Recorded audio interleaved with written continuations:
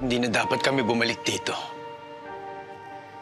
Pinakausapan ako ni Nina na magpakalayo-layo na.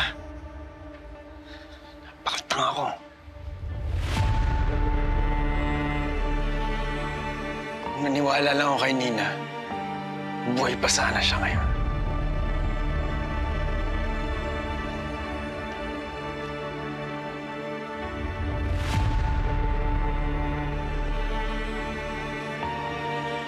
Nagsisisi ako na binuhay pa kita.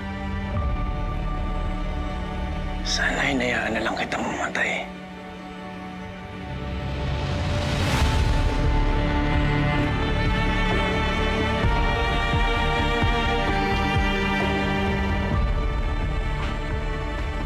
Atay, pasensya ka na.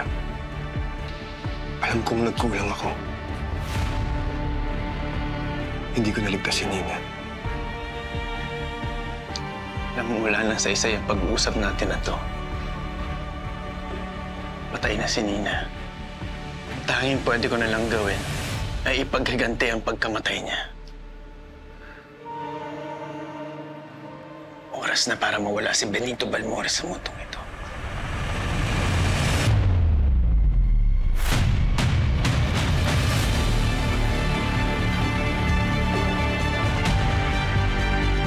Jay Caparaz, lumahod ka sa lupa.